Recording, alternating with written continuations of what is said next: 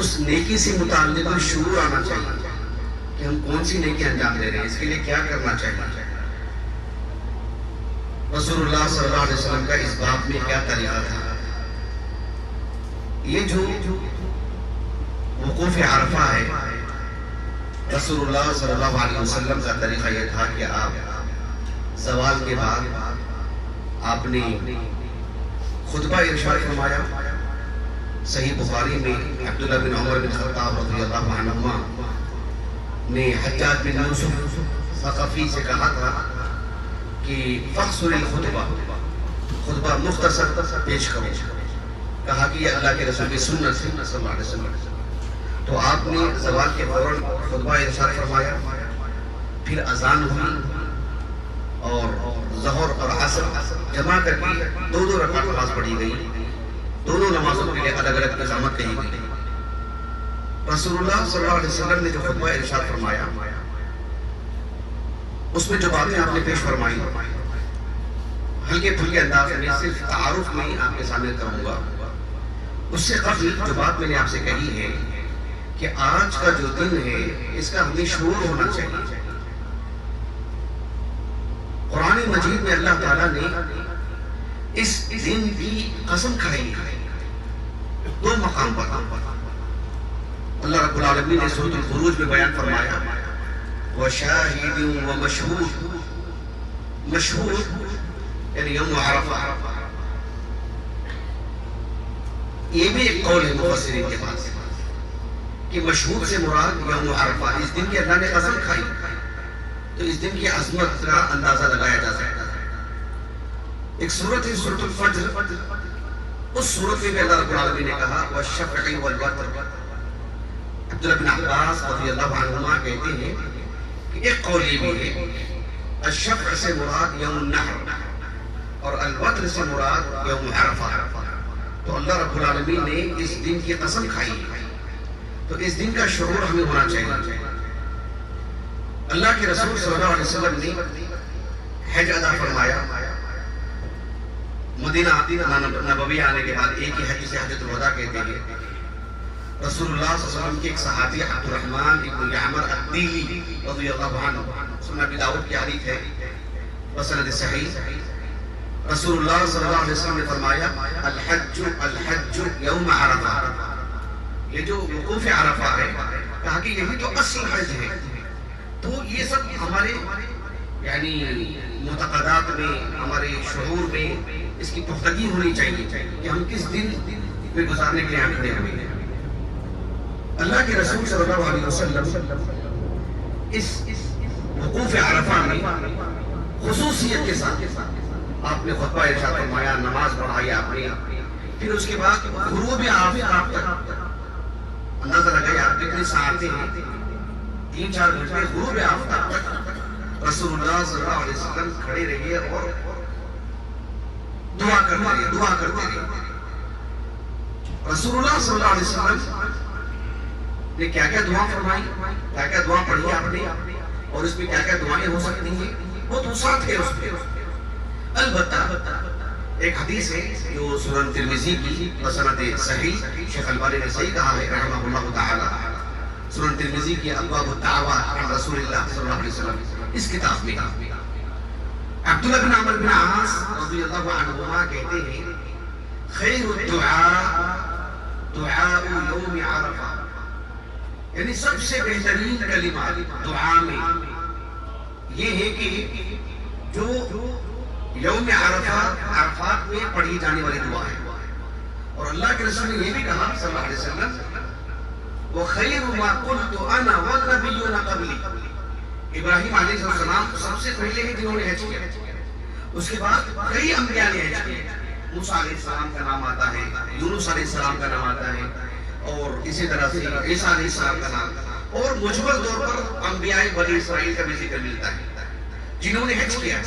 کہا کہ میرے سے پہلے جن انبیاء نے حج کیا اور میں آج جو حج کر رہا ہوں، سب سے بہترین کلمات اس وقت میں اس جگہ میں کہنے کے لیے ہے کہ لا الہ الا اللہ وحدہ لا شریک لہ لہ الملک ولہ الحمد وہو علی کل شیء قدیر۔ ان کلمات میں یحیی و یمیت یہ لفظ نہیں، تو رسول اللہ صلی اللہ علیہ وسلم نے اس مناسبت سے یہی الفاظ پڑھے کثرت سے. لیکن چونکہ ایک انسان ہے، اس کے جذبات، اس کے ضروریات بہت ہوتے ہیں، دیگر دعائیں بھی کر سکتا ہے، مستحب ہے، لیکن اہتمام اس کا ہونا چاہیے جو اللہ کے رسول نے پڑھا صلی اللہ علیہ وسلم، اس یقین کے ساتھ کہ میری دنیا اور آخرت کی سب سعادتیں اس میں اللہ رب العالمین نے داخل کر دی. اس دعا کو کثرت سے پڑھنا چاہیے. ایسا نہیں ہونا چاہیے کہ ایک دو مرتبہ اس دعا کو پڑھیں باقی ہم دیگر دعاؤں میں مشغول رہیں. غلط نہیں ہے، میری بات کو سمجھیں. نبی نے جو بات کہی ہے صلی اللہ علیہ وسلم اس کا اہتمام کریں. ایک بندہ جب اللہ کی تعریف کرتا ہے، حمد و ثنا بیان کرتا ہے، صرف اللہ کے حمد و ثنا بیان کرتا ہے، تو اس کی سارے چیزیں اللہ رب العالمین حل کر دیتے ہیں. صحیح بخاری کی روایت ہے، حدیث ابی ہریرہ رضی اللہ عنہ ابواب الدعوات کی، کہ رسول اللہ صلی اللہ علیہ وسلم کے عبداللہ بن عباس بھی کہتے ہیں رضی اللہ عنہ، رسول اللہ صلی اللہ علیہ وسلم کو جب کبھی بھی کوئی غم لائق ہوتا، کوئی دکھ پہنچتا، آپ بے چین ہوتے تو کیا پڑھتے تھے؟ لا الہ الا اللہ العظیم الحلیم، لا الہ الا اللہ رب العرش العظیم، لا الہ الا اللہ رب السماوات ورب الارض ورب العرش الکریم. تو اللہ سبحانہ و تعالیٰ کی کثرت سے تعریف بندہ کرتا ہے، اللہ کی حمد و ثنا کرتا ہے، اللہ کے رسول پر درود بھیجتا ہے.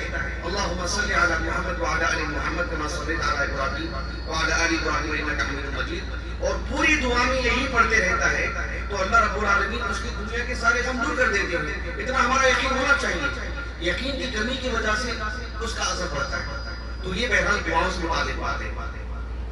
اللہ کے رسول صلی اللہ علیہ وسلم نے جو دعائیں ہم کو سکھائی ہیں، پوری قرآن کی دعائیں اٹھا لیجیے، پوری حدیث کی دعائیں اٹھا لیجیے. ان دعاؤں میں سب سے زیادہ جس بات پر توجہ دی گئی ہے وہ یہ ہے کہ بندے کا اللہ سے تعلق بنا رہے.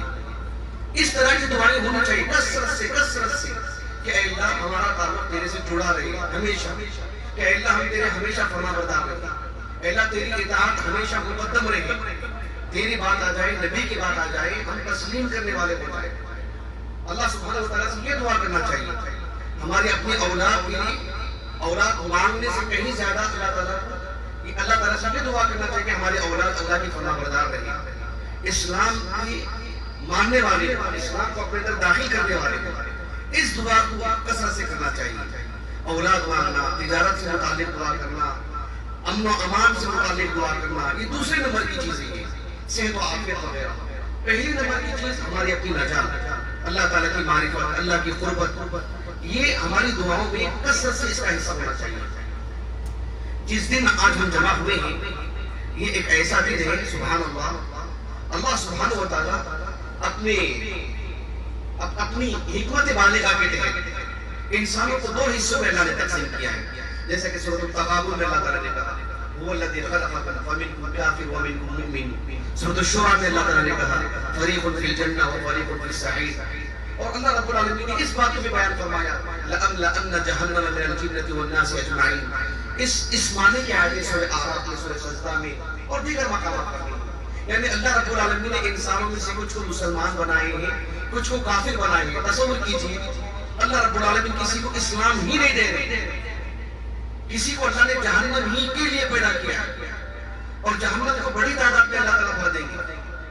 ایسے اللہ سبحانہ و تعالیٰ کچھ بندوں کو جو نجات دیتے ہیں، جہنم سے آزاد کرتے ہیں، سال کے 360 یا 355 دن جو اللہ نے نظام میں رکھی ہے، 355 دن میں یہ واحد دن ہے جس میں اللہ سبحانہ و تعالیٰ سب سے زیادہ بندوں کو جہنم سے آزاد کرتے ہیں. اللہ کے رسول کی ایک حدیث ہے، حدیث عائشہ رضی اللہ عنہا، صحیح مسلم کی کتاب الحج میں، وہ کہتی ہے کہ رسول اللہ نے فرمایا صلی اللہ علیہ وسلم ما من یوم اکثر من ان یعتق اللہ فیہ عبدا من النار من یوم عرفہ. کہ اللہ سبحانہ و تعالیٰ 355 دن ہے سال بھر میں، یہ واحد دن ہے جس میں اللہ رب العالمین سب سے زیادہ بندوں کو جہنم سے آزاد کرتے ہیں. یہ کتنی سعادت کی بات ہے.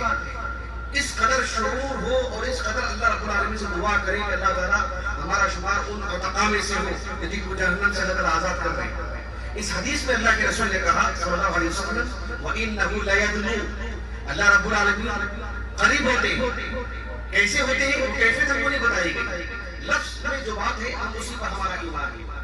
اللہ سبحانہ و تعالیٰ بندوں سے قریب ہوتے ہیں.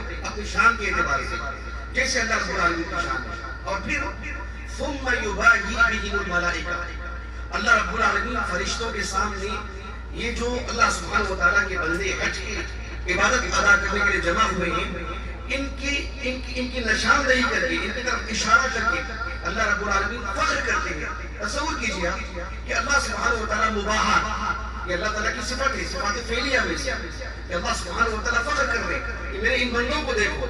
حالانکہ اللہ جانتے ہیں، پھر بھی ملائکہ سے کہتے ہیں کہ ما اراد ہؤلاء، ما اراد ہؤلاء، یعنی ان کا مقصود کیا ہے، کیا چاہتے ہیں مجھ سے. یعنی اللہ رب العالمین سے ایک بندہ حسن ظن رکھتا ہے، اللہ تعالیٰ سے طلب کرتا ہے، پوچھتا ہے، مانگتا ہے، تو فرشتوں سے اللہ تعالیٰ کہنے کہ ان کا ارادہ کیا ہے، کیا چاہتے ہیں مجھ سے، یہ مجھ سے چاہتے ہیں میں ان کو دے دوں گا. تو یہ اس پر ہمارا یقین ہونا چاہیے. کسی سیاسی لیڈر کا وعدہ نہیں ہوتا کہ اللہ رب العالمین کا وعدہ ہے، تو نبی کے ذریعے سے ہم کو بتایا گیا ہے. تو اللہ سبحانہ و تعالیٰ کا حجات سے متعلق یہ جو معاملہ ہے بہت ہی غیر معمولی اہمیت کا معاملہ ہے. اس کا ہمیں مکمل طور پر فائدہ اٹھانا چاہیے. البتہ ایک بات جو ایک استحباب کے درجے کی ہے، ایک مستحب عمل ہے، کسی کے لیے گنجائش ہو، کسی کے لیے میسر ہو، مرد و خواتین سبوں کے لیے وہ اس کو انجام دے سکتے ہیں.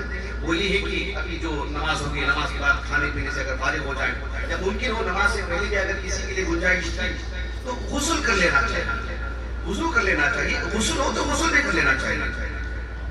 امام شافعی رحمہ اللہ کی کتاب الام اور امام ابو جعفر طحاوی رحمہ اللہ تعالی کی جو مشکل الآثار کتاب ہے، اسی طرح سے امام ابو بکر البیہقی رحمہ اللہ کی السنن الکبریٰ، اس میں ایک روایت ہے بسند صحیح. علی بن ابی طالب رضی اللہ عنہ سے پوچھا گیا، یعنی ایک بندہ مومن کے غسل سے متعلق، باقی صفائی کے لیے غسل کرنا، روز کرنا کوئی مسئلہ نہیں ہے، لیکن بطور عبادت کی غسل کرنا کسی خاص دن کی مناسبت سے، تو آپ سے پوچھا گیا تو آپ نے کہا کہ یوم الجمعہ و یوم عرفہ و یوم النحر و یوم الفطر، کہا کہ یوم عرفہ اس دن غسل کرنا بھی مستحب ہے. ظاہر بات ہے، بات جب استحباب کی آتی ہے تو صحابی کی بات نہیں ہوتی ہے، وہ نبی کی بات ہوتی ہے. بھلے یہ سند موقوف ہے لیکن معنی مرفوع ہے، تو بہرحال اس کا احترام ہونا چاہیے. امام مالک رحمہ اللہ کے الموطا میں آپ کی تلمیذ امام نافع رحمہ اللہ کہتے ہیں کہ کان ابن عمر رضی اللہ عنہما یغتسل لوقوفہ عشیۃ عرفہ. عشیۃ یہ جو لفظ ہے عشیہ، یہ زوال کے بعد سے تقریباً عربی زبان میں جو اس کا اطلاق شروع ہو جاتا ہے، تقریباً زوال کے بعد سے اس کا جو پھیلاؤ شروع ہو جاتا ہے. عشیہ یہ جو لفظ ہے، تو عبداللہ بن عمر بن خطاب رضی اللہ عنہما دعا کرنے کے لیے کھڑے ہونے سے پہلے مکمل طور پر اس کا اہتمام کرتے تھے، غسل کرتے تھے. بہرحال اللہ رب العالمین ہم سب کی جمع ہونے کو اللہ سبحانہ و تعالیٰ ہمیں عتقاء میں سے فرمائے، جن کو اللہ تعالیٰ جہنم سے آزاد کرتے ہیں. ہم کو، ہمارے آل اولاد کو، ہمارے بیوی بچوں کو، ہمارے عزیزوں کو اللہ رب العالمین جہنم سے آزاد فرمائے. اور ایک حکمت کی بات یہ ہے، جیسا کہ حافظ ابن القیم نے زاد المعاد میں لکھا رحمہ اللہ تعالی، کہ آج کا جو دن ہے، جو یوم عرفہ ہے، اللہ رب العالمین حجاج کرام کو یوم عرفہ، عرفات کے میدان میں جمع کر کے ان سے اللہ رب العالمین ایسے دعائیں کرواتا ہے کہ قلبی اعتبار سے، باطنی اعتبار سے اللہ تعالیٰ انہیں پاک کر دیتا ہے. پھر اللہ سبحانہ و تعالیٰ یوم النحر کل کے دن جانور ذبح کروا کے اور ان کی بال وغیرہ کٹوا کر، غسل کروا کر بدن ظاہری اعتبار سے صاف کروا دیتا ہے. باطنی اعتبار سے آج، ظاہری اعتبار سے کل. پھر اللہ سبحانہ و تعالیٰ طواف زیارہ کے لیے بلاتے ہیں، اپنے گھر کو بلاتے ہیں، تاکہ یہ اس میں حکمت ہے. سبحان اللہ. ایسے میں بہرحال اللہ رب العالمین ہمیں ظاہر اور باطن ہر دو میں اللہ تعالیٰ ہمیں پاک فرمائے. اللہ سبحانہ و تعالیٰ اس عظیم عبادت کی ادائیگی میں اللہ تعالیٰ ہمیں اخلاص عطا فرمائے، خالص تیرے لیے اللہ سبحانہ و تعالیٰ کے لیے کرنے والا بنائے. اور رسول اللہ صلی اللہ علیہ وسلم نے ایک حج کیا اور آپ نے کہا کہ لِتَأْخُذُوا مَنَاسِكَكُمْ، طریقہ حج مجھ سے سیکھ لو. تو ہر پہلو، ہر بات میں، ذکر و اذکار میں، نماز میں، منا میں، عرفات میں، مزدلفہ میں، احرام میں، ہر پہلو میں نبی کی اتباع، نبی کی تابعداری، نبی کی سنتوں کو مد نظر رکھ کر کے عمل کرنے کی توفیق عطا فرمائے. اور اللہ سبحانہ و تعالیٰ ہمیں جہنم سے مکمل طور پر آزاد فرمائے. اللہ تعالیٰ نیکیوں کی رغبت ہمارے دل میں پیدا فرما دے. اور اللہ تعالیٰ یہ جو مسلمان جتنے بھی یہاں جمع ہوئے ہیں، اللہ رب العالمین ہمارے بدن کے ساتھ ہمارے دلوں کو بھی ملا دے. ہم ایک دوسرے کے لیے احترام کرنے والے بنے, ایک دوسرے کے لیے عزت کرنے والے بنے, ایک دوسرے کا خیال کرنے والے بنے. بارک اللہ فیکم جمیعا وآخر دعوانا الحمدللہ رب العالمین.